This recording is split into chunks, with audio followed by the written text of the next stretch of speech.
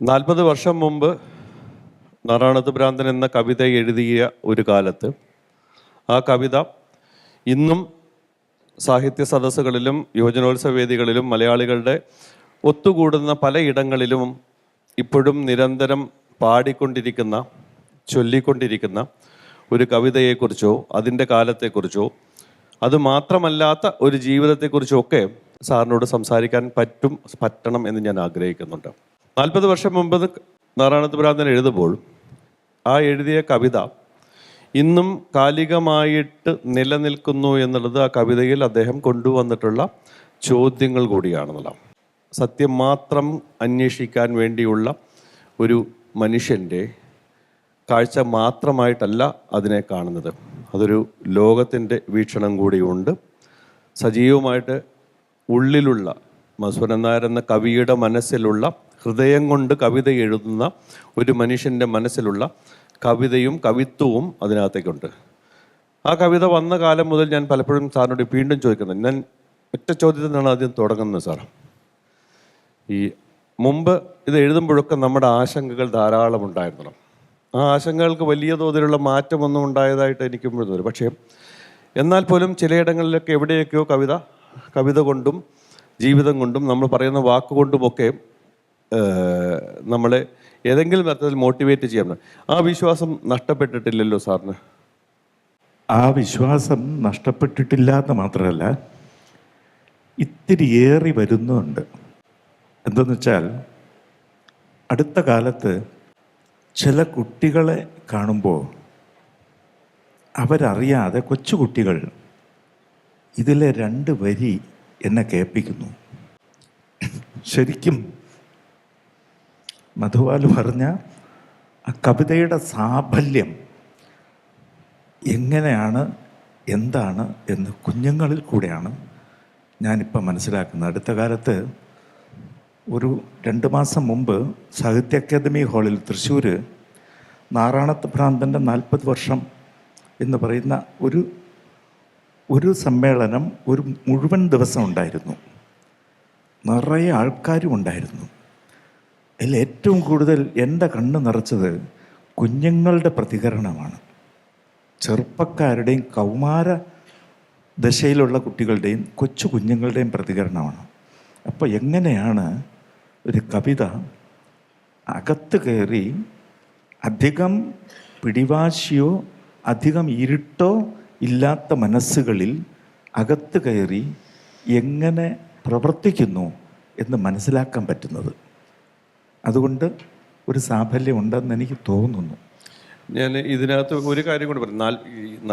Sir കവിത എഴുതിയ സമയത്ത് നാറാണത്ത് ഭ്രാന്തൻ്റെ ഒരു കാലത്ത് തീർച്ചയായിട്ടും ഈ കവിത പറഞ്ഞു പോകുന്ന ഒരു ഭാഷയുണ്ട്. ഒരു പരിധി വരെ അതൊരു നാഞ്ചുനാടിൻ്റെ ഒരു സ്വഭാവം എനിക്കതിനകത്ത് തോന്നിയിട്ടുണ്ട്. കാരണം അത് ഭാഷ കൊണ്ടുണ്ടാക്കിയിട്ടുള്ള ചില വരികളിലുണ്ട്. കാരണം ഈ എന്തുകൊണ്ട് എന്നെനിക്ക് തോന്നുന്നത്, സാധാരണ മട്ടിൽ പറഞ്ഞു പോകുന്ന സംസ്കൃത സ്വഭാവത്തിലുള്ള കവിതകളുടെയും അല്ലെങ്കിൽ മലയാള ഭാഷ, കാരണം മലയാള ഭാഷ അത്രമേൽ സ്നേഹത്തോടു കൂടി കൊണ്ടു നടക്കുന്ന ഒരു വ്യക്തി എവിടെയൊക്കെ ഈ തെക്കൻ തിരുവിതാംകൂറിൻ്റെ ഒരു സ്വഭാവത്തിനകത്ത് നിന്നുകൊണ്ട് കവിതയിലേക്ക് വരുമ്പോൾ ഉണ്ടാകുന്ന ഒരു കാര്യമാണ്. കാരണം പറയവറ്റ പന്തിരുകുലം എന്ന് പറയുന്നതിന് സമാനമായിട്ടുള്ള ചില കഥകൾ ഈ തെക്കൻ തിരുവിതാംകൂറിൻ്റെ ഭാഗങ്ങളിലും ഉണ്ടാവാറുണ്ടെന്നുള്ളതാണ് പലപ്പോഴും. ഞാനിത് എന്തുകൊണ്ട് ചോദിക്കുന്നു വെച്ച് കഴിഞ്ഞാൽ, നമ്മൾ പറയും ലോകമാണ് നമ്മൾ കവിത എന്ന് പറയുന്നത്. നമ്മൾ ലോകത്തെക്കുറിച്ചാണ് നമ്മൾ ചിന്തിക്കുന്നത്. ഇത്തരം ചിന്തകൾ എവിടെയെങ്കിലും എപ്പോഴെങ്കിലുമൊക്കെ സംസാരിച്ച് പറയാറുണ്ടായിരുന്നു എന്നുള്ളതായിരുന്നു എനിക്ക്. കാരണം ഈ ഒരു 2 പ്രദേശത്തിൻ്റെ ജീവിതം. വാസ്തവത്തിൽ മധുപാല് ഒരു സിനിമാ സംവിധായകൻ, തിരക്കഥാകൃത്ത്, ചെറുകഥാകൃത്ത് ഒക്കെയാണ്. അതിനപ്പുറത്ത് സൂക്ഷ്മമായ ദർശനശേഷിയുള്ള ഒരു വലിയ സർഗാത്മക പ്രവർത്തകൻ കൂടിയാണ് എന്ന് തെളിയിക്കുന്നതാണ് ഈ ചോദ്യം. പലരും ഈ ചോദ്യം ചോദിച്ചിട്ടില്ല. ഒരുപാട് പേര് ഈ കവിത കൈകാര്യം ചെയ്തിട്ടുണ്ട്. പക്ഷെ പലരും ഇത് ചോദിച്ചിട്ടില്ല. ഇങ്ങനെ ഇത് മധുപാലിൻ്റെ പൊതുവിലുള്ള ചില സംശയങ്ങൾ എന്നെ തൊടുമ്പോൾ ഏതേത് മേഖലകളിലേക്കാണ് എന്നെ ആ ചോദ്യം കൊണ്ടുപോകുന്നത് എന്ന് എന്നെ വീണ്ടും ഓർമ്മിപ്പിക്കുന്നുണ്ട്. മുമ്പൊരിക്കലൊരു ചോദ്യം ചോദിച്ചു ഞാൻ 1 മണിക്കൂർ പറയേണ്ടി വന്നു. അതുപോലെ ശരിക്കും 1 മണിക്കൂറെങ്കിലും പറയേണ്ടി വന്നു. ഇതാണ് ചോദ്യത്തിൻ്റെ വഴി. എന്നെക്കൊണ്ട് പറയിക്കുക. അത് നിൽക്കട്ടെ. മധുബാല ചോദിച്ചാൽ ഒരു കാര്യമുണ്ട്. ഞാനൊരു ഉഭയഭാഷാ പ്രദേശത്ത് കഴിഞ്ഞ ആളാണ്. പക്ഷേ ഇതിന് ഉഭയഭാഷ എന്ന് പറയാമെങ്കിലും നമുക്കിരു കൂട്ടർക്കും ഒരു പൊതുഭാഷയുണ്ട്, ഒരു പൊതുജീവിതമുണ്ട്. ആ പൊതുജീവിതത്തിൽ നിന്ന് 2 ദേശത്തിൻ്റെ ഉച്ചാരണങ്ങൾ ഭേദപ്പെട്ട് വന്നതാണ് തമിഴും മലയാളവും. രണ്ടും ഒരേ മലയിലെ ഒഴുക്കുകളാണ്. ഒരേ മലയിലെ ഒഴുക്കുകളാണ്. പലയിടത്തൂടെ ഒഴുകി വന്നു എന്നേ ഉള്ളൂ. ഭാഷയും അങ്ങനെയാണ്. നമ്മളിപ്പോൾ മൊഴിയെതിര് വെച്ച് പിണക്കങ്ങളുണ്ടാക്കുന്നുണ്ട്. ഈ അടുത്ത കാലത്ത് ഇത് കൂടിയിട്ടുണ്ട്. പുഴയെതിരും മൊഴിയെതിരും വെച്ച് പിണക്കങ്ങളുണ്ടാക്കുന്നവരാണ് നമ്മൾ. പക്ഷേ പുഴയ്ക്കും മൊഴിക്കും അതിരില്ല എന്ന് തെളിയിക്കുന്നതാണ് നമ്മുടെ പൂർവ്വ സംസ്കാരം. മധുബാലി പറഞ്ഞ ഒരു വഴിക്കൂടെ ഞാൻ പോവുകയാണ്. ഒരു 2 മിനിറ്റ് കൂടെ പറയേണ്ടി വരും. നാരായണത് ഭ്രാന്തൻ എന്ന കവിത എഴുതാൻ ആധാരം പറയിപ്പറ്റ പന്തിരുകുലത്തിൻ്റെ കഥയാണെങ്കിൽ ആ കഥയ്ക്കും ആധാരം തമിഴകത്ത് മുഴുവൻ വ്യാപിച്ചിരുന്ന വള്ളുവർ, പരണർ, പാണർ തുടങ്ങിയിട്ടുള്ള ഈ തിരുവരങ്കത്തെ പാണർ തുടങ്ങിയിട്ട് ഔവയാർ വരെയുള്ള ഒരു പൂർവ്വ സഹോദര സമൂഹം. കപിലർ. ഇത് ഒരു പൂർവ്വ സഹോദര സമൂഹമാണ്. വെച്ചാൽ ഒരമ്മ പെറ്റ മക്കളായിട്ടാണ് അവരുടെയും കഥ അവിടെ ഉള്ളത്. നമ്മളത് അറിയുന്നില്ല. ആ കഥയും കൂടെ ഉള്ളിലേക്ക് വരുമ്പോഴാണ് ഒരു എഴുത്തുകാരനിൽ പൂർവ്വകാലങ്ങൾ വന്നൊരുമിച്ച് ചേർന്ന് നമുക്കൊരു ശക്തി തരുന്നത്. പണ്ടും ഏകോദര സഹോദരങ്ങളുണ്ടായിരുന്നു എന്ന് തോന്നലുണ്ടാക്കി തരുന്നത്. തൊഴിൽ പലതായിരിക്കാം, ഇടങ്ങൾ പലതായിരിക്കാം, പക്ഷേ എല്ലാ മൊഴികളും ഒന്നിൽ നിന്ന് വരുന്നത് പോലെ എല്ലാ ബന്ധങ്ങളും ഇതുപോലെ ഒരു ഏക സൗഹൃദത്തിലേക്ക്, ഏക ബന്ധുത്വത്തിലേക്ക്, മൈത്രിയിലേക്ക് ചെന്നെത്തണം എന്നൊരു പാഠം അതിലുണ്ട്. അതിനനുസരിച്ചാണ് അതിൽ എങ്ങനെയെന്നറിയില്ല, അതിനനുസരിച്ചാണ് അതിലെ വാങ്മയം രൂപപ്പെട്ടു വന്നത്.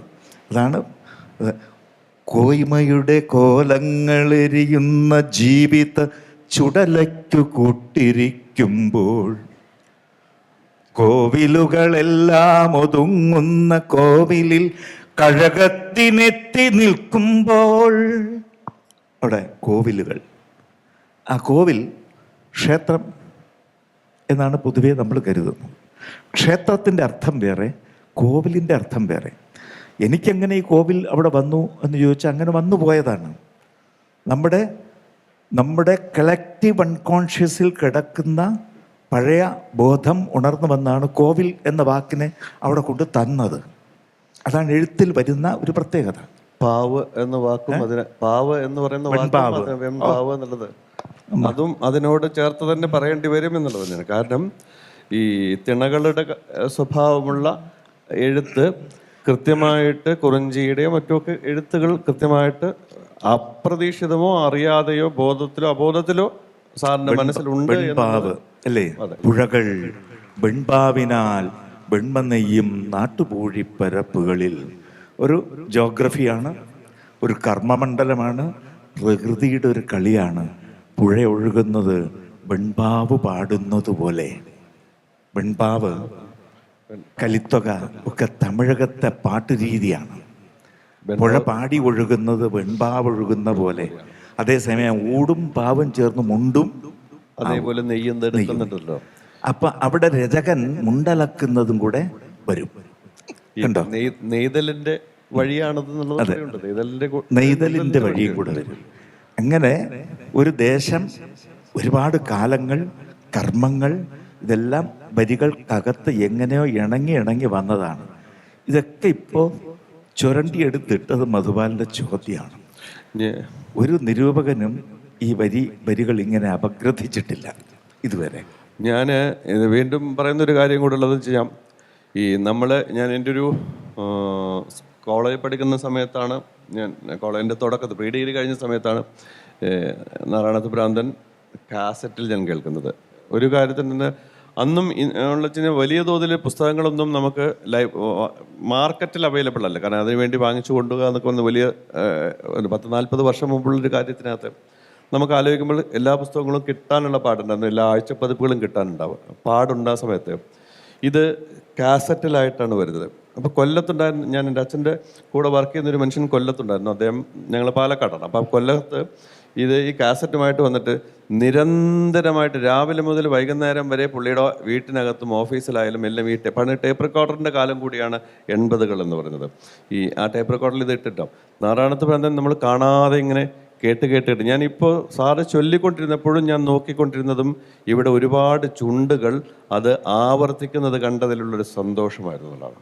കാരണം നമ്മുടെ ഉള്ളിൽ എവിടെയൊക്കെയോ ഇത് ചൊല്ലുമ്പോൾ ഇത് കൃത്യമായിട്ട് ആ വരികൾ അതിൻ്റെ തുടർച്ച പോലെ ഉണ്ടാവുന്നില്ല.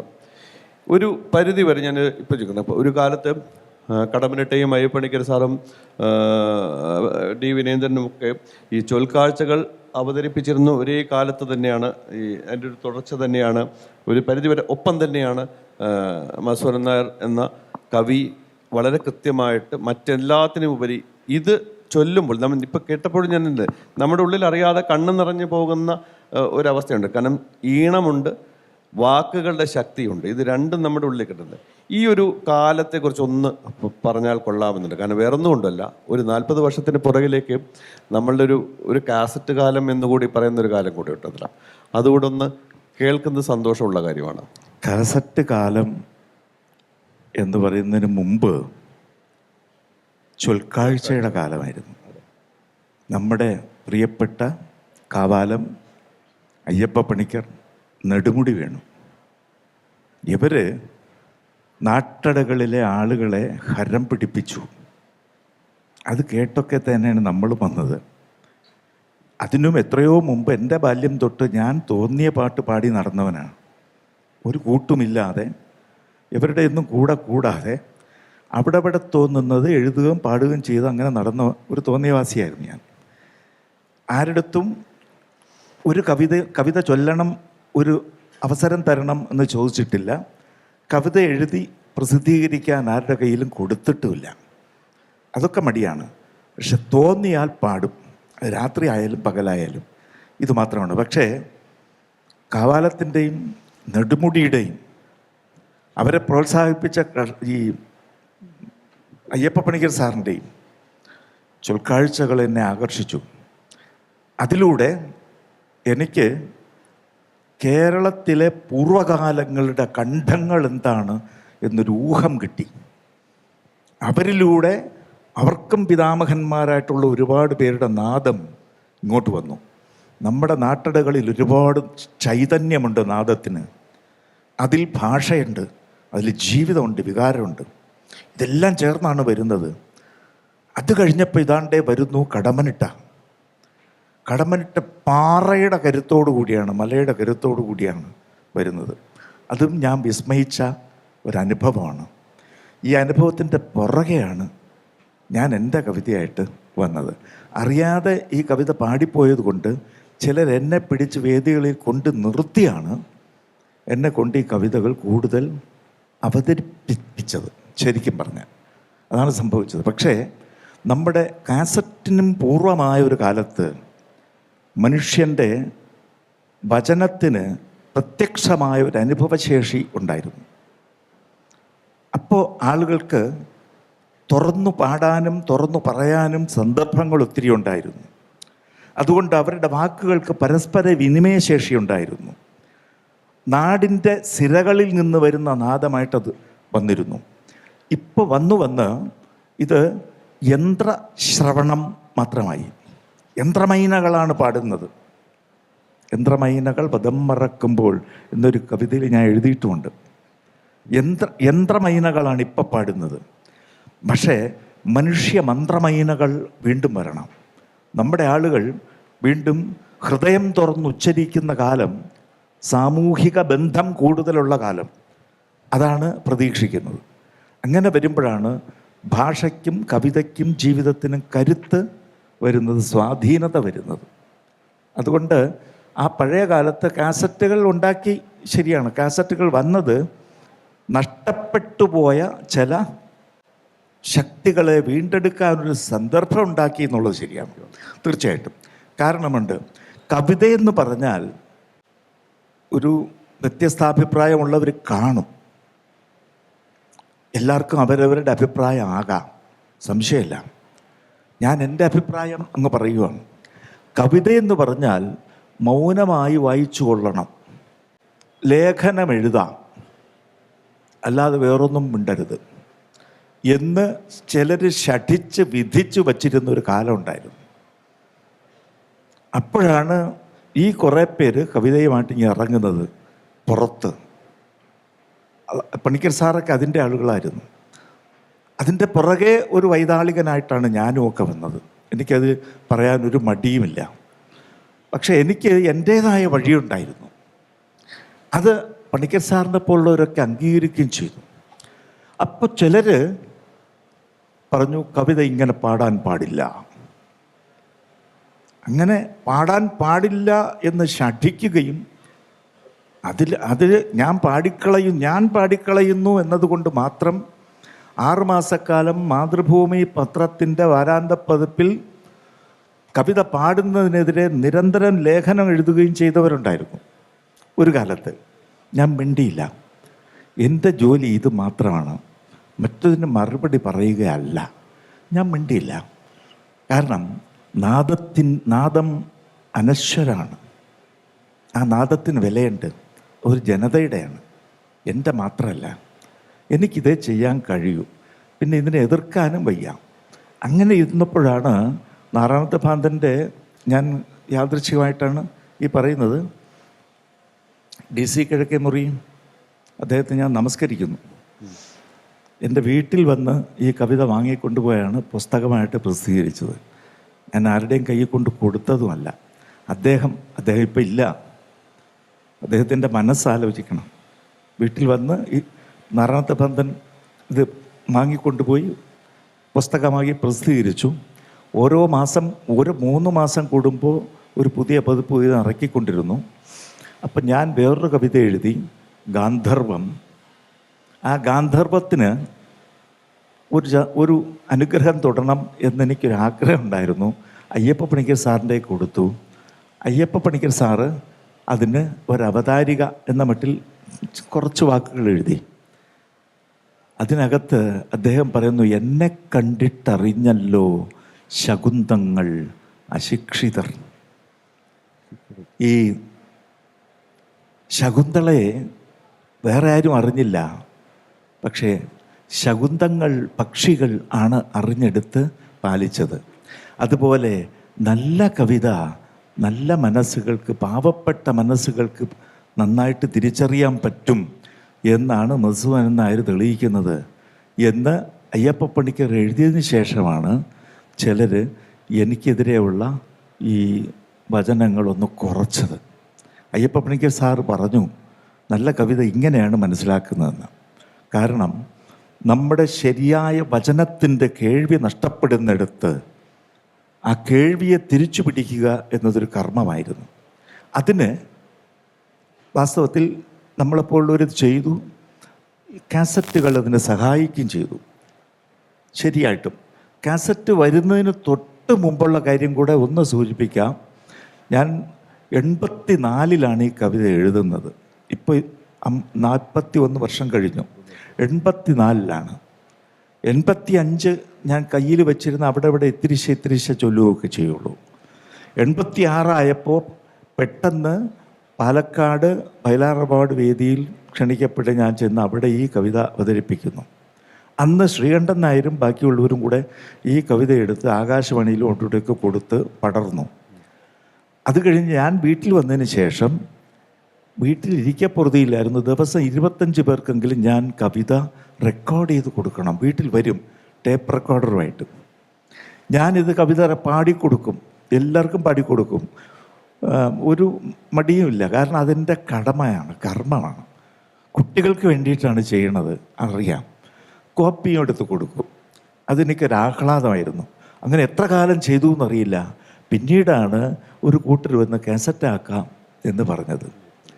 അങ്ങനെ ചെയ്തപ്പോൾ ഇത് ജനങ്ങളിലേക്ക് പടർന്നു. അതുകൊണ്ടൊരു ഗുണമുണ്ടായി. നമ്മുടെ കുഞ്ഞുങ്ങൾ ഇത് കേട്ടു. നല്ല കേൾവി അത് ആവശ്യമാണ്. നല്ല കാഴ്ച, നല്ല കേൾവി, നറുമണം കടമ്മനിട്ട പറഞ്ഞിട്ടുള്ളതാണ്.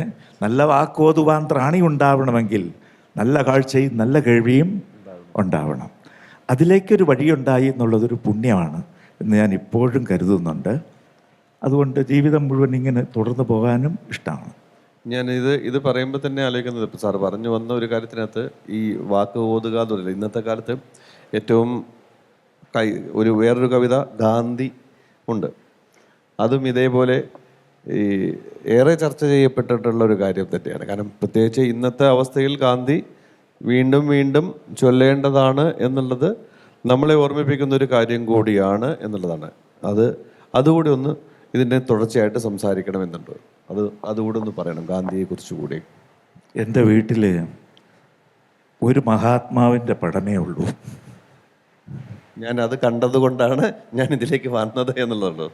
ഗാന്ധിയുടെ ശരിക്കും നമുക്കിന്ന് വേണ്ടാത്ത ഒരു പഴവൻ.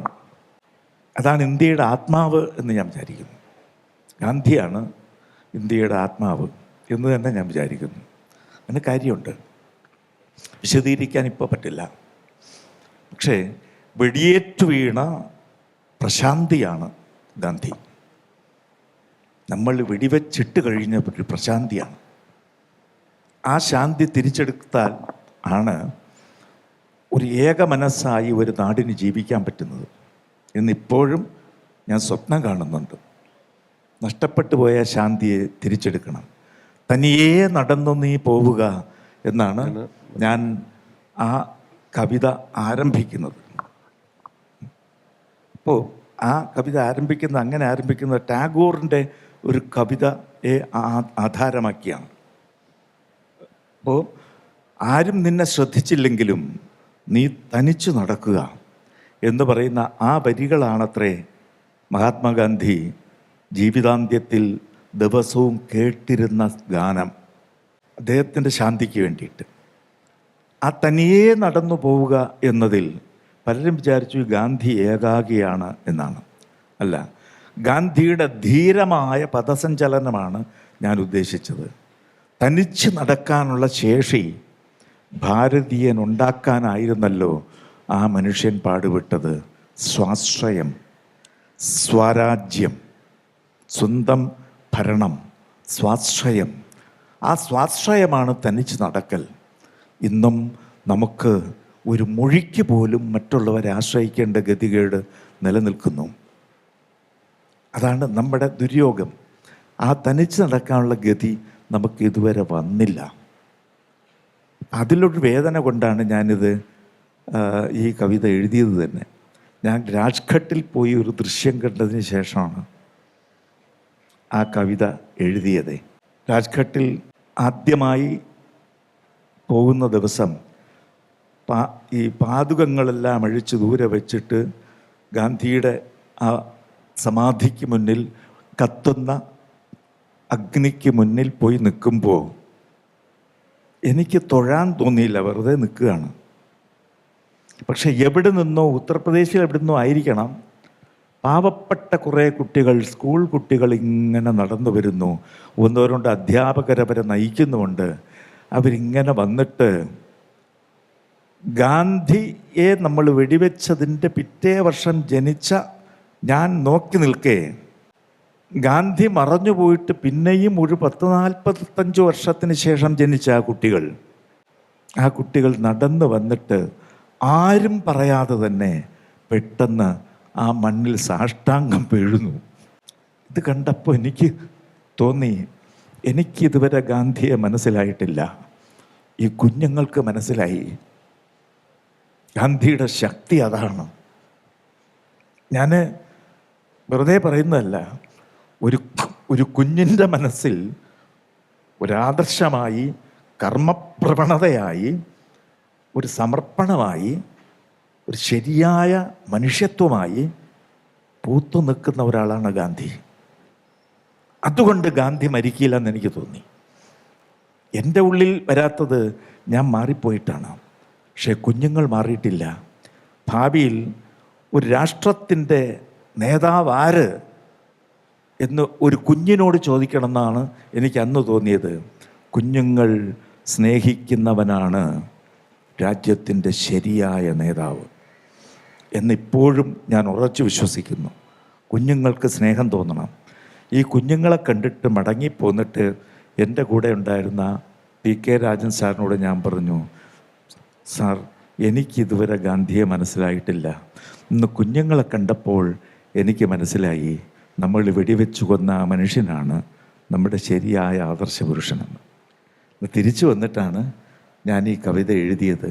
എന്നിട്ട് അതിൻ്റെ അടുത്ത വർഷം മറീന ബീച്ചിൽ, ചെന്നൈയിലെ മറീന ബീച്ചിൽ സ്വാതന്ത്ര്യത്തിൻ്റെ പൊൻപിഴ എന്ന് പറഞ്ഞാൽ ഗോൾഡൻ ജൂബിലി 50-ാം വർഷം ആഘോഷിക്കുമ്പോൾ കേരളത്തിനെ പ്രതിനിധീകരിക്കുന്ന ഒരു കവിയായി ഞാനും ക്ഷണിക്കപ്പെട്ടു. ഞാനവിടെ ചെന്നു. മഹത്തായ വലിയ വൻകിട ഉദ്ഘാടന സമ്മേളനം. അത് കഴിഞ്ഞ് നമ്മുടെ പ്രിയപ്പെട്ട ദേവഗായകൻ യേശുദാസിൻ്റെ ഒരു കച്ചേരി ഉണ്ടായിരുന്നു. അത് നമുക്ക് അഭിമാനമാണ്. ആ കച്ചേരി കഴിഞ്ഞ ഉടനെ തെന്നിന്ത്യൻ കവികളുടെ സതിരായിരുന്നു. ആ സതിരിൽ ഞാൻ കയറിയിട്ട് എൻ്റെ ഊഴം വന്നപ്പോൾ ഞാൻ കയറി. ഏറ്റവും ഒടുവിലായിരുന്നു ഞാൻ. എൻ്റെ ഊഴം വന്ന് ഞാൻ കയറി ആദ്യം എൻ്റെ കുരുനാഥൻ എന്ന വള്ളത്തോളിൻ്റെ കവിത അവതരിപ്പിച്ചു. അത് കഴിഞ്ഞിട്ട് ഈ ഗാന്ധി എന്ന കവിത പാടി. അപ്പോഴാണ് എനിക്ക് മനസ്സിലായത് ഞാൻ ചൊല്ലിയ കവിതയുടെ പൊരുൾ തമിഴ് മാത്രം അറിയുന്ന പലർക്കും, മലയാളം അറിഞ്ഞുകൂടാത്ത പലർക്കും, തമിഴ് മാത്രമെന്നല്ല മലയാളം അറിഞ്ഞുകൂടാത്ത പലർക്കും മനസ്സിലായി. ഞാൻ വേദി വിട്ടിറങ്ങിയപ്പോൾ, ഞാൻ എവിടെ പറഞ്ഞിട്ടുണ്ട്, വേദി വിട്ടിറങ്ങിയപ്പോൾ എന്നെ ഒരു ഇങ്ങനെ കുറിയിട്ട ഒരാൾ വന്ന് ഇങ്ങനെ അണച്ചു പിടിച്ചിട്ട് ചെറുപ്പായിരുത്ത് എന്നാ സ്വരം, എത്ര ഗാന്ധികൾ, എൻ്റെ കവിതയിൽ എത്ര ഗാന്ധികളുണ്ടെന്നാണ്. കുന്നക്കുടി വൈദ്യനാഥ ഭാഗവതർ എന്ന് പറയുന്ന ആളായിരുന്നു അത്. അദ്ദേഹത്തിൻ്റെ വയലിൻ ഞാൻ പതിവായിട്ട് കേൾക്കുന്നതാണ്. അദ്ദേഹം ഒന്ന് വിളിച്ചപ്പോൾ ഞാൻ വല്ലാതെ ചുരുങ്ങിപ്പോയി ഞാൻ. ഒരു മഹിമയാണ് ആ മനുഷ്യൻ ചെയ്തത്. അത് കഴിഞ്ഞ ഒരാൾ വന്ന് എൻ്റെ മുമ്പിൽ വന്നൊരു തടിമാടനാണ് ആൾ. എനിക്ക് ആളിനെ മനസ്സിലായി. എന്നെ പരിചയപ്പെടുത്തണം, ഞാനൊരു ചിന്ന പാട്ടുകാരൻ എന്ന് പറഞ്ഞ് പരിചയപ്പെടുത്തുക SP ബാലസുബ്രഹ്മണ്യം. അവർക്ക് ഇത് കൃത്യം മനസ്സിലായി. കവിതയ്ക്കുള്ളിൽ എന്തുണ്ട് എന്ന് ഗാന്ധി എന്ന കവിത കേട്ടപ്പോൾ മനസ്സിലായി. അപ്പോഴാണ് നമ്മളെല്ലാം തെന്നിന്ത്യനെന്നോ വടക്കേ ഇന്ത്യക്കാരനെന്നോ ഇല്ല, ഒരു മനസ്സുള്ളവരാകാൻ കഴിയും എന്നെനിക്ക് മനസ്സിലായത്. വർഷങ്ങൾക്ക് ശേഷം ഒരിക്കൽ ബഹ്റൈൻ എയർപോർട്ടിൽ വെച്ച് SP ബാലസുബ്രഹ്മണ്യത്തിനെ കണ്ടപ്പോൾ എന്താ കവിஞരല്ലയാ എന്ന് പറഞ്ഞ് ഇങ്ങനെ അടുത്ത് വന്നിട്ട് പിടിച്ചു. അതാണ് വലിയ മനുഷ്യരുടെ സ്വഭാവം എന്ന് എനിക്ക് മനസ്സിലായി. ഗാന്ധിയാണ് ഇതിന് കാരണക്കാരൻ. ഗാന്ധിയെ അവിടെ അങ്ങനെ അവതരിപ്പിക്കുമ്പോൾ ഞാൻ ഉദ്ദേശിച്ചത് ഈ മണ്ണിലെ എല്ലാ അസ്വാസ്ഥ്യങ്ങൾക്കും മീതെ, എല്ലാ എരിയുന്ന അഗ്നികൾക്കും മീതെ നടക്കാൻ ഗാന്ധിയുടെ ആ കൊലുന്നു പാദം വേണം എന്നാണ്. ഇപ്പോഴും വേണം നമുക്കൊരു ഗാന്ധിയെ, ആവശ്യമുണ്ട്. മറ്റൊരാളിനെ സാധിക്കില്ല. നമ്മളെല്ലാവരും തീ ആളിക്കത്തിച്ചുകൊണ്ടേയിരിക്കുന്നു, വിഭാഗീയത പറഞ്ഞുകൊണ്ടേയിരിക്കുന്നു. ഒരു നാറാണത്ത് ഭ്രാന്തൻ എല്ലാവരും ഒന്ന് എന്ന ശാന്തിപാഠം പറഞ്ഞവനാണ്. ഒരു ശ്രീനാരായണ ഗുരുവും ഒരു ചട്ടമ്പി സ്വാമികളും ഈ ഭ്രാന്തന്മാരായിട്ട് നടന്നതാണ്. അവരെ നമുക്ക് ഇതുവരെ മനസ്സിലായിട്ടില്ല. ലോകത്തുള്ള സകല മനുഷ്യരും ഒന്നായിട്ട് നിൽക്കണം. അത് നിൽക്കാതെ പോയതാണ് നമ്മുടെ ഏറ്റവും വലിയ ദുരന്തമെന്ന് സാറ് പറഞ്ഞിട്ടുള്ളത് തന്നെയാണ്. നാരായണത്ത് ഭ്രാന്തനിലും പറയുന്നത് അത് തന്നെയാണ്. അതിൻ്റെ ഒരു തുടർച്ചയാണ്. ഞാനിത് എപ്പോഴും ആലോചിച്ചിട്ടുള്ള ഒരു കാര്യം തന്നെ സാർ. ഇത് പറഞ്ഞു വന്നപ്പോൾ എനിക്ക് തോന്നിയത് നമ്മുടെ ലോകത്തിലെ സകല എപ്പിക്കുകളും, ഭൂമിയിലുള്ള സകല എപ്പിക്കുകളും, പുരാണങ്ങളും കവികളും മതങ്ങളും എല്ലാ മനുഷ്യരും അടക്കം പറഞ്ഞുകൊണ്ട് നടക്കുന്നത്, നിരന്തരമായി പറഞ്ഞുകൊണ്ടിരിക്കുന്നത് സ്നേഹത്തെക്കുറിച്ചും സാഹോദര്യത്തെക്കുറിച്ചും ഒക്കെയാണ് പറഞ്ഞുകൊണ്ടിരിക്കുന്നത്. ഐകമത്യം, എന്നിട്ടും എന്തുകൊണ്ട് എന്ന് ഞാൻ പറയും. ഇപ്പോഴും ഓരോ നമ്മുടെ നാട്ടിൽ എല്ലാവരും ചിന്തിക്കാവുന്ന ഒരു കാര്യമാണ് കേട്ടോ. ലോകത്താദ്യമായിട്ട് ഏകമതം എന്ന ആശയം ഉണ്ടായ നാട് നമ്മുടെ നാടാണ്. ഋഗ്വേദത്തിലെ ഏറ്റവും ഒടുവിലത്തെ സൂക്തം ഐകമത്യ സൂക്തം എന്നതാണ്. ഏകമതം, ഒരേ മനസ്സെന്ന അർത്ഥം. ഇന്ന് പറയുന്ന മതമല്ല ആ വാക്കിൻ്റെ അകത്ത്. ഒരു മതം, ഒരേ മനസ്സ്. അതായത് സംഗജ്ജധ്വം സമ്പദധ്വം സംഭോ മനാംസി ജാനത. ഒരേ മനസ്സ്, എല്ലാവർക്കും ഒരേ മനസ്സുണ്ടാവട്ടെ. എന്തുകൊണ്ട്? വേദവ്യാസൻ പറഞ്ഞതുപോലെ ധർമാദർത്ഥശ്ച കാമശ്ച, ധർമ്മം കൊണ്ട് തന്നെ അർത്ഥവും കാമവും നമുക്ക് ഭരിക്കാം. സ കിമർത്ഥം ന സേവ്യതേ, എന്തുകൊണ്ട് ഏകധർമ്മം എല്ലാവരും പാലിക്കുന്നില്ല? ഇത് വേദവ്യാസൻ മഹാഭാരതത്തിൽ പറഞ്ഞതാണ്. ഊർധ്വബാഹുവായി ഞാൻ വിളിച്ചു ചോദിക്കുന്നു, നിങ്ങൾ ആരും കേൾക്കുന്നില്ലേ? ധർമ്മം കൊണ്ട് തന്നെ അർത്ഥവും കാമവും എല്ലാവർക്കും നേടാമല്ലോ. എന്തുകൊണ്ട് ഈ ധർമ്മത്തിൻ്റെ വഴിക്ക് നിങ്ങൾ പോകുന്നില്ല എന്ന് ചോദിച്ച മഹാഭാരതം പിറന്ന നാട്ടിൽ നമ്മളിപ്പോഴും വേറെ വഴി കൂടെ സഞ്ചരിക്കുന്നു. നമ്മുടെ ഈ എല്ലാ കാലത്തും നമ്മൾ പറയുന്നത്, ബൈബിളിലായാലും ഖുറാനിലായാലും എല്ലാ പ്രവാചകന്മാരും നേര് ചെയ്യാനാണ് നമ്മളോട് പറഞ്ഞിട്ടുള്ളത്. നാരായണത്ത് ഭ്രാന്തനിലെ പെരുങ്കാലൻ ചെയ്യുന്നതും അതേ നേര് തന്നെയാണെന്നുള്ള.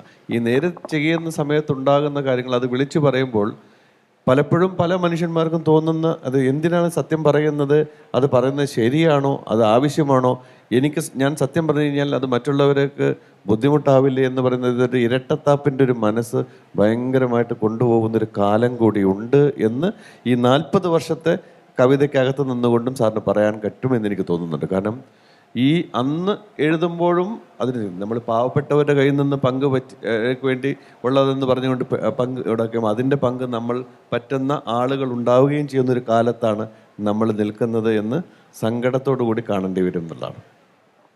വളരെ ശരിയാണ്. പലർക്കും തുറന്നു പറയാൻ പേടിയാണ്, പലർക്കും തുറന്നു പറയാൻ ഇഷ്ടമല്ല. തുറന്നു പറഞ്ഞാൽ നമ്മുടെ കാര്യം നടക്കില്ലല്ലോ എന്നാണ്. പക്ഷേ നേരു പറയുന്നവനാണ് ധീരൻ. അതാണ് സത്യവചനം. സത്യത്തിൽ നിന്ന് ഒരുപാട് അകന്നു കഴിഞ്ഞ സമൂഹമാണ് ഇത്. അത് സംശയമില്ല. നമ്മളെല്ലാം സത്യമെന്ന് പറഞ്ഞ് അസത്യത്തെ ഭജിക്കുന്നവരാണ്. അതാണ് പുതിയ ലോകത്തിൻ്റെ ഏറ്റവും വലിയ ദുര്യോഗവും എന്ന് ഞാൻ കരുതുന്നു. വിളിച്ചു പറയുന്നവൻ്റെ വാക്കാവിത് എന്ന് ബൈബിളിൽ പറയുന്നുണ്ട്. യോഹന്നാൻ സ്നാപകൻ പറയുന്നുണ്ട്. പ്രവാചകൻ വിളിച്ചു പറയുന്നവൻ, സത്യം വിളിച്ചു പറയുന്നവനായതുകൊണ്ട് അവൻ്റെ തല കൊയ്യപ്പെട്ടു എന്ന് ബൈബിളിൽ തന്നെ കാണുന്നുമുണ്ട്. അത് ഇന്ന് വളരെ കൂടുതലാണ്.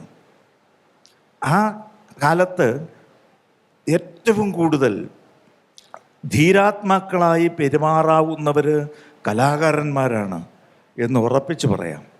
കലാകാരന്മാർക്ക് എൻ്റെ കാഴ്ചയിൽ, എൻ്റെ അഭിപ്രായത്തിൽ, എൻ്റെ അഭിമതത്തിൽ കലാകാരന്മാർക്ക് പക്ഷഭേദം ഇല്ല, ഒരിക്കലുമില്ല. ഒരു കുഞ്ഞ് കിളിയും മഹാനായ മനുഷ്യനും കലാകാരന്മാർക്ക് ഒരുപോലാണ്. അവൻ ചിലപ്പോൾ ഏറ്റവും കൂടുതൽ പിറകിലോട്ട് പോയി കാണാതെ പോയ ആടിനെ കണ്ടുപിടിക്കുന്നവനാണ്, മുടന്തനായ ആടിനെ. അവൻ അതിൻ്റെ കൂടെ ഉണ്ട്. അതേസമയം എല്ലാത്തിനെയും സമമായി കാണാനും അവനേ കഴിയുള്ളൂ. ആ സമദർശനം ആണ് ലോകത്തിന് ഏറ്റവും കൂടുതൽ ആവശ്യമെന്ന് ഞാനിപ്പോഴും എൻ്റെ അവസാന ശ്വാസം വരെ വിശ്വസിക്കുന്നു. സമദർശനവും സത്യബോധവും മതി. അതാണ് വ്യാസനെക്കുറിച്ച് പറഞ്ഞത്. അതാണ് ധർമ്മം. അതിനു വേണ്ടിയിട്ടാണ് എഴുതുന്നത് എന്നത് ഉറപ്പാണ്. ചിലപ്പോൾ പലർക്കും പെട്ടെന്നൊരു അപ്പോഴപ്പോഴേ ഏത് പക്ഷത്ത് നിന്ന് എഴുതിയാൽ കൊള്ളാം എന്ന് തോന്നുമായിരിക്കും. അങ്ങനെ തോന്നുന്നവർ കുറച്ചു പേര് കാണും. പക്ഷേ ഒരു നമ്പ്യാർ ഏത് എഴുത്തുകാരനിലും ഉണ്ടാവണം എന്നതാണ് എൻ്റെ നിർബന്ധം. ദീപസ്തംഭം മഹാശ്ചര്യം, നമുക്കും കിട്ടണം പണം എന്ന് പറഞ്ഞ ആൾ തന്നെ. പക്ഷേ ഈ പക്കത്തെ ഊണിന് വാലാട്ടി നിൽക്കുന്ന ഒരു പശുവല്ല എഴുത്തുകാരൻ, കവി. അത് ശ്രദ്ധിക്കേണ്ടുന്നതാണ്. കാപ്പും അക്ഷരലക്ഷവും തേടുന്നവനല്ല കവി. രാജാങ്കണങ്ങളിൽ എനിക്കിടം വേണ്ട, രാജപ്രഭാവ പ്രസാദങ്ങൾ വേണ്ട, കോപ്പ് വഴിയുന്ന രണ്ടേകാല് വേണ്ട, കാപ്പും അക്ഷരലക്ഷവും വേണ്ട വേണ്ട എന്ന് കുഞ്ചൻ നമ്പ്യാർ പറയുന്നതായിട്ട് ഞാൻ എൻ്റെ കവിതയിൽ എഴുതിയിട്ടുണ്ട്. കനൽമൊഴികൾ എന്ന കവിതയിൽ. വിറ്റില്ല ഞാൻ എൻ്റെ ജന്മം ഒരിത്തിരി കൊറ്റിനു വേണ്ടിയിട്ടാർക്കും, വെട്ടിപ്പിടിച്ചില്ല സ്വർഗങ്ങൾ, ആരുടെയും അർത്ഥങ്ങൾ അപഹരിച്ചില്ല. ഒരു കവിയുടെ വചനമാണിത്. എനിക്ക് രാജപ്രഭാവ പ്രസാദങ്ങൾ വേണ്ട, അക്ഷരലക്ഷം വേണ്ട, രണ്ടേകാലും വേണ്ട, ഇവിടുത്തെ പദവികളും വേണ്ട. പക്ഷെ പറയാനുള്ള തുറന്ന് പറയണം. അങ്ങനെ പറഞ്ഞവനാണ് കുഞ്ചൻ നമ്പ്യാർ. ഞാൻ കുഞ്ചൻ നമ്പ്യാരെ ബഹുമാനിക്കുന്നത് അത് തുറന്നു പറയാം. ആ കനൽമൊഴികൾ എന്ന കവിത എഴുതുമ്പോൾ ബഹുമാനപൂർവമാണ് എഴുതിയത്. നമ്പ്യാർ എന്ന കവിയെ ഞാൻ ബഹുമാനിക്കുന്നത് നമ്മുടെ നാട്ടിലെ, ചിലപ്പോൾ ലോകത്തിൽ തന്നെ ആദ്യത്തെ ഏറ്റവും വിപ്ലവകാരിയായ കവി എന്ന അർത്ഥത്തിലാണ്. വിപ്ലവകാരിയായ കവി.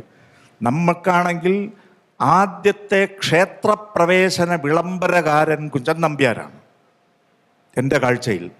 എങ്ങനെ? ഇവിടത്തെ തമ്പുരാനാണല്ലോ ക്ഷേത്രപ്രവേശന വിളംബരം കൊണ്ടുവന്നത്. പക്ഷേ അതിനു മുമ്പ് സ്വന്തം വിളംബരം അദ്ദേഹം നടത്തിയിരുന്നു. അമ്പലത്തിൽ കയറാൻ യോഗ്യതയില്ലാത്ത പൊലയനെയും പറയനെയും വേലനെയും അണിനിരത്തി അവൻ്റെ വേഷമെടുത്ത് ഓട്ടൻതുള്ളൽ, പറയൻതുള്ളൽ, ശീതങ്കൻതുള്ളൽ, 3 തുള്ളലായിട്ട് അവന് വേണ്ടി സ്വയം വേഷം കെട്ടി, അവന് വേണ്ടി പൊലയൻ്റെ വേഷം കെട്ടി, അവന് വേണ്ടി പറയൻ്റെ വേഷം കെട്ടി, അവന് വേണ്ടി വേലൻ്റെ വേഷം കെട്ടി. ഈ വേഷമെടുത്ത് അമ്പലത്തിനകത്ത് കയറി തുള്ളിയവനാണ് കുഞ്ചൻ നമ്പ്യാർ. ആലോചിച്ച് നോക്കണം. അതാണ് ക്ഷേത്രപ്രവേശനം. അതിന് ആളുകളെ ഓടിച്ചിട്ട് അടിച്ചു അദ്ദേഹത്തിനെ.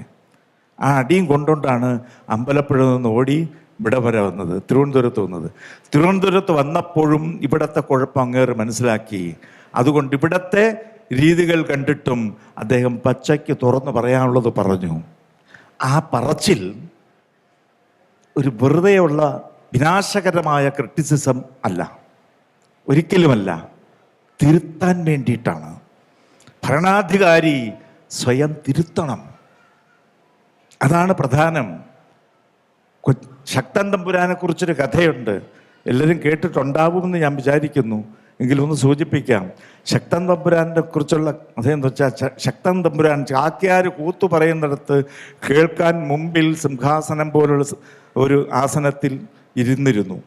അപ്പോൾ ഈ ചാക്യാർ സുന്ദരമായിട്ട് ശക്തൻ തമ്പുരാന് ഒത്തിരി പൂച്ചക്കണ്ണുണ്ട്.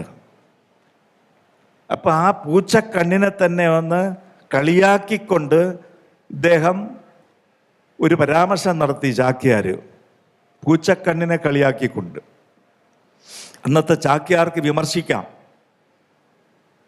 പക്ഷേ ശക്തൻ തമ്പുരാൻ കടുപ്പക്കാരനാണ്. അപ്പം ശക്തൻ തമ്പുരാൻ, ആളുകൾ വിചാരിച്ചു ശക്തൻ തമ്പുരാൻ ഇന്ന് ഇയാടെ തല കൊയ്യും. കൂത്തുകഴിഞ്ഞു. ചാക്യാര് ശക്തൻ തമ്പുരാൻ്റെ മുന്നിൽ ഹാജരാകാൻ ആജ്ഞാപിക്കപ്പെട്ടു. അവിടെ ചെന്നപ്പോൾ സിംഹാസനത്തിൽ ഉടവാളും കയ്യിൽ പിടിച്ച് ഉഗ്രശാസനായിട്ടിരിക്കുകയാണ് ശക്തൻ തമ്പുരാൻ. ഇപ്പോഴെന്തു തോന്നുന്നു എന്ന് ചോദിച്ചു. ഇപ്പോഴെന്തു തോന്നുന്നു എന്നാണ് ചോദ്യം. അപ്പോഴും ഈ ചാക്യാർ പറഞ്ഞു, പൂച്ചയെ കണ്ട് എലിയെ പോലെ തോന്നുന്നു. പൂച്ചക്കണ്ണിനെ ആക്ഷേപിച്ചവനാണ്. ഇവിടെ അത് വിട്ടില്ല. പൂച്ചയെ കണ്ട് എലിയെ പോലെ ആയിപ്പോയി ഞാനെന്ന്. ഈ പേടിയുണ്ട്, പക്ഷെ പൂച്ച എന്നുള്ള സത്യം പറയാതിരുന്നില്ല. ഒരു കവി, കലാകാരൻ പറയേണ്ടത് പറയും. കാരണം കല ധർമ്മപ്രവചനമാണ്, അല്ലേ? ഒഴിമുറിയുടെ ശില്പിയാണ് ഇരിക്കുന്നത്. അദ്ദേഹത്തിനറിയാം ജീവിതത്തിലെ ധർമ്മങ്ങളെക്കുറിച്ചാണ്. എല്ലാ മനുഷ്യനും ഒരുപോലെ ബാധകമാകുന്ന മനുഷ്യധർമ്മങ്ങളെക്കുറിച്ചാണ്, സ്നേഹത്തെക്കുറിച്ചാണ്, പരസ്പരമുള്ള ചേരുവയെക്കുറിച്ചാണ്, മൈത്രിയെക്കുറിച്ചാണ് എപ്പോഴും എഴുത്തുകാരൻ കലാകാരൻ ചെയ്യുന്നത്. കാരണം കലാകാരൻ്റെ ശില്പങ്ങളെല്ലാം അന്യോന്യം ഇണക്കമുള്ള വചനങ്ങളോ സ്വരങ്ങളോ ശില്പരൂപങ്ങളോ ആയിരിക്കും. താളത്തെറ്റ് വരില്ല. സമൂഹത്തിൻ്റെ അപഭ്രംശങ്ങളെ അപക്രമങ്ങളെ തിരുത്താനാണ് അല്ലേ കലാകാരനും എഴുത്തുകാരനും പ്രവർത്തിക്കുന്നത് എന്നത് തന്നെ ഞാൻ ഇപ്പോഴും കരുതുന്നു. അതുകൊണ്ട് എഴുത്തുകാരുടെ കലാകാരന്മാരുടെ വചനങ്ങൾ ധീരതയോടുകൂടി സത്യവചനത്തിനായി നിൽക്കും എന്ന് തന്നെ ഞാൻ വിചാരിക്കുന്നു. വീണ്ടും തീർച്ചയായിട്ടും മധുസൂദൻ സാറിനോടൊപ്പമുള്ള ഒരു വർത്തമാനമല്ല, കാരണം നമ്മൾ സ്വയം ഒരുപാട് കാര്യങ്ങൾ തിരിച്ചറിഞ്ഞുകൊണ്ടിരിക്കുന്ന ഒരു കാലത്താണ്. കാരണം സത്യം പറയാനുള്ള ധൈര്യം ഉണ്ടാവുക എന്നുള്ളത് തന്നെ ഏറ്റവും പ്രധാനം. സത്യം പറയുമ്പോൾ നമ്മൾ സത്യം പറഞ്ഞാൽ അല്ലെങ്കിൽ വിമർശിച്ചാൽ നമ്മൾ കിട്ടാൻ പോകുന്ന എന്തെങ്കിലും നേട്ടങ്ങളുണ്ടെങ്കിൽ അത് ഇല്ലാതാവുമെന്ന് ഭയപ്പെടുന്ന ഒരു സമൂഹത്തെ ആണ് ഇപ്പോൾ സൃഷ്ടിച്ചുകൊണ്ടിരിക്കുന്നത്. അത് ഒരു കാരണവശാലും ഒരു രാജ്യത്തിൻ്റെയോ ഒരു ലോകത്തിൻ്റെയോ പുരോഗതിക്കൊട്ടും തന്നെ ഗുണകരമാകുന്നതല്ല. തെറ്റ് കണ്ടാൽ വിളിച്ചു പറയാൻ പറ്റുന്ന ഒരു മനസ്സുണ്ടാവുന്നത് തന്നെയാണ് ഏറ്റവും പ്രധാനമെന്ന് നമ്മൾ തിരിച്ചറിയേണ്ട ഒരു കാലം കൂടിയാണ്. നിങ്ങൾക്ക് കൃത്യമായും മനസ്സിലാവും, തങ്ങളിൽ മുഖത്തു തൊപ്പുകയും എന്നാൽ 4 പേര് കാണുക നമ്മൾ ഒന്നാണ് എന്ന് പറഞ്ഞ് സദ്യകൾക്ക് ഒരുമിച്ച് കൂടുകയും ചെയ്യുന്ന ഇന്നത്തെ കാലം പരസ്പരം തുപ്പിക്കൊണ്ടേയിരിക്കും. പിന്നെ നമുക്കറിയാം, വായില്ലാക്കുന്നില പാവത്തിന് വേണ്ടി പങ്ക് വാങ്ങിയിട്ട് അത് പകുത്തെടുക്കുന്നവർ വെട്ടിമുടിയിലായാലും ചൂരൽമലയിലായാലും എല്ലാം അത് തന്നെയാണ്. വായില്ലാക്കുന്നിലപ്പൻ ഇപ്പോഴും വായില്ലാക്കുന്നിലപ്പനാണ്. അവൻ്റെ സ്വന്തം ഭാഷ പോലും നേരെയില്ല. അതൊക്കെ ചിന്തിക്കാവുന്ന കാര്യമാണ്. പിന്നെ ഇപ്പോഴീ ഇടയ്ക്ക് ആളുകൾ പറഞ്ഞു, എവിടെയൊക്കെ കുഞ്ഞുങ്ങൾ കൊല്ലപ്പെടുന്നു. ഓരോ ശിശുരോധനത്തിലും കേൾപ്പു ഞാനൊരു കോടി ഈശ്വര വിലാപം. എത്രയോ കുഞ്ഞുങ്ങൾ ഈശ്വരന്മാരെക്കാളും ഉച്ചത്തിൽ നിലവിളിച്ചുകൊണ്ടേ ഇരിക്കുന്നു, ഗാസയിലെന്നല്ല എവിടെ ആയാലും. അതുകൊണ്ട് ഇതൊക്കെ ചിന്തിക്കാവുന്നതാണ്. ഏത് കാലത്തും ഈ അവസ്ഥകളെക്കുറിച്ചുള്ള വിലാപം മാത്രമായിട്ടല്ല, സദവസ്ഥകളെക്കുറിച്ചുള്ള ഒരു ആനന്ദമായിട്ടുകൂടെ നമ്മുടെ കവിത മാറട്ടെ. ജീവിതം എല്ലാവർക്കും പൂങ്കാവനമാവട്ടെ, എല്ലാവർക്കും ആനന്ദമാവട്ടെ എന്ന് പ്രാർത്ഥിക്കുന്നു. ഈ നല്ല ക്ഷമയ്ക്ക്, നിങ്ങളുടെ നല്ല സ്നേഹത്തിന്, ഈ എല്ലാവരുടെയും നല്ല മനസ്സിന്, ഈ ജനമനസ്സിന് പ്രത്യേകം എൻ്റെ പ്രണാമം അർപ്പിക്കുന്നു. എൻ്റെ പ്രിയപ്പെട്ട അനുജൻ മധുപാലിൻ്റെ ഉത്തേജനമാണ് എന്നെക്കൊണ്ട് കൂടുതൽ വർത്തമാനം പറയിച്ചത്. അദ്ദേഹം മുമ്പൊരിക്കൽ എന്നെ അല്പനേരം 2 മണിക്കൂറോളം ഒന്ന് ഇൻ്റർവ്യൂ ചെയ്തു. ഒന്നും ആയില്ല. 2-3 ചോദ്യങ്ങൾ തന്നെ പറഞ്ഞ് നീണ്ടു. അത്രത്തോളം ഉൾക്കാഴ്ച തരുന്നതാണ് അദ്ദേഹത്തിൻ്റെ ഓരോ ചോദ്യവും. അതിന് പ്രത്യേകം നന്ദിയുണ്ട്. അപ്പം എന്തായാലും വളരെ സന്തോഷം, വളരെ സന്തോഷം. എല്ലാവർക്കും വിനീതമായ നമസ്കാരം അർപ്പിക്കുന്നു. കഴിഞ്ഞല്ലോ അല്ലേ? അപ്പോൾ ഈ കോൺവെർസേഷൻ ഇതൊരു അപൂർണമാണ് സത്യത്തിൽ. കാരണം ഞാൻ മാഷോട് സംസാരിച്ചു കഴിഞ്ഞാൽ തീരില്ല എന്നുള്ളതാണ് സത്യം. കാരണം ഓരോ സമയത്തും പോയി ഇരിക്കുകയും കേൾക്കുകയും കാണുകയും ഒക്കെ ചെയ്യുമ്പോൾ നമ്മൾ ഇനിയും ബാക്കി വെച്ചു കൊണ്ടുപോകുന്നുണ്ട്. ഈ ഒരു തുടർച്ച ഉണ്ടാവട്ടെ എന്നുള്ള പ്രാർത്ഥനയുണ്ട് എന്ന്.